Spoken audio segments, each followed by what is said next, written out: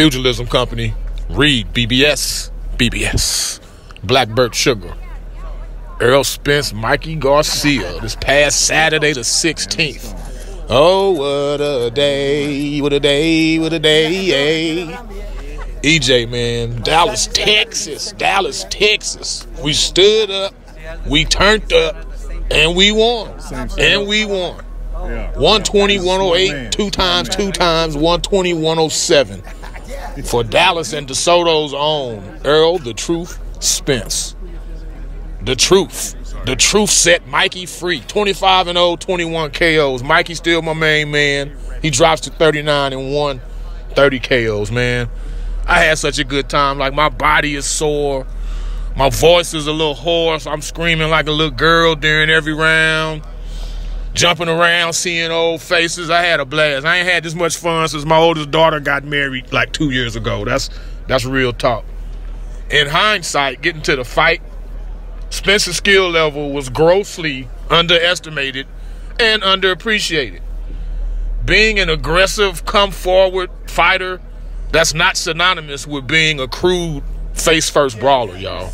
Spence ain't Jared Hurd. I'm pretty sure I said that before the fight. Spence ain't Jared Hurd.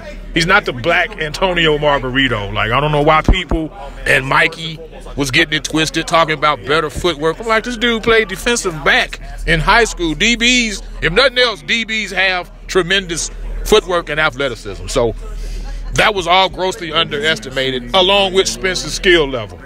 So he's jabbing the shit out of Mikey early. Mikey's trying to counter the jab. Before long, Spence is finding range with the lead left hand, the left crosses, the southpaw 1-2s. And it was it. Right jab, left cross, and beating him up to the body. EJ kept it simple, but he kept it skillful and painful. And them punch stats, though. 345 landed shots for EJ to 75 for Mikey. Breaking that down, that's almost 29 landed punches around to 6.3 landed punches around. Now, real talk, I saw Mikey throw more than 6.3 punches in the air after each round ended. That's how putrid his punch rate was. He was there, I'm not going to quite say to survive, but my man knew there was going to be a heavy and a hefty toll to pay if he opened up too much. Like, FR, Spence literally landed 22 more body shots than Mikey did head shots. Think about that. Mikey's a clear-cut top 5, top 10 pound for pounder in the world still. We can't take that from him. But again, Spence landed 22 more body shots than Mikey did head shots. Mikey's still my main man, like I said.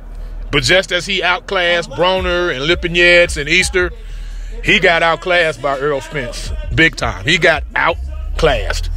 And for Sugar Ray Leonard and Mike Tyson, Ray Mancini, all picking Mikey, they was doing that just to be cute.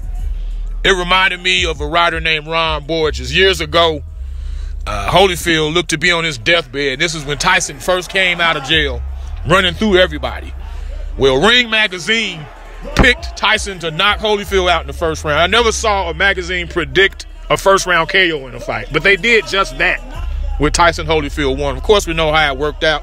My point is, Ron Borges was trying to be cute, and he was the only boxing writer in the world who picked Holyfield. That prediction is what made Ron Borges a name in boxing writing. I think your Leonards, your Tysons, your Mancinis, they was just trying to be cute. That's all. Spence was taken aback, especially by Sugar Ray, because that's the one people kind of see him as the most. He was a little perturbed, but yeah, they was just trying to be cute with all that, man. I wouldn't even think much of it. In the end, Mikey wanted it, and he got it. After the 10th, his corner was talking about possibly stopping the fight. He said he saw something. Now, the homie, I've got to meet a few of my favorite podcasters. The homie Blue Blood actually asked him what it was he saw, and Mikey was like, well, you know, it wasn't anything particular. He kind of backed off of the whole I see something angle, which had taken on a life of its own throughout. But shout out to the homie Blue Blood. I got to rap with Black Fight Fan. Man, that brother there is swole, like swole. Looked like he could lift AT&T Stadium by himself. Pretty sure I saw Barbershop Conversations. I didn't get to speak to Ego, but I saw him and his beard across the press conference room. It was real good to put faces with the names and say hi to some people and just network, man. That's what that was. I had a real good time. Moving forward, Spence, he had what's his name getting the ring, Pacquiao. Manny didn't seem scared or anything, but he didn't seem committal on fighting Spence next. There's been talks of him and Berto. Like, who wants to see that fight? Like, I don't. I hope for Mikey this wasn't his the mistake Triple G or that Kell Brook made when he moved up to face Triple G. I hope this doesn't turn out to be one of those and that Mikey becomes compromised when he moves back down in weight. He couldn't beat EJ, obviously. I don't think he'd beat Terrence Crawford, but he'd give any other welterweight a pretty stiff test, man. Like, I'm being real when I say that. He gave a pretty real. He'd give them all a pretty good test. But yeah, Spencer's skill, don't sleep, y'all. Some of us have been seeing this for years. The stories of, oh, he went 17 rounds today. He's rotating bigger men in and out, bro. He's been doing that. He's been doing that. That's nothing new. That's nothing new for him, dude. So if he doesn't get Pacquiao next, which I hope he does, he's eyeballing Sean Porter hard. Porter looking like a pimped out leprechaun and shit at the fight. It was a good funny look. It was a good funny look, but it ain't gonna be no pot of gold at the end of that rainbow for Mr. Porter. Blow, now it's all over. Porter seeing pink hearts, yellow moons, orange stars, and green clovers. From the home of the three-piece combos, Pugilism Company. Read BBS, Blackbird Sugar, Bachelor's in Boxing Studies. When all is said and done, there's nothing left to say or do.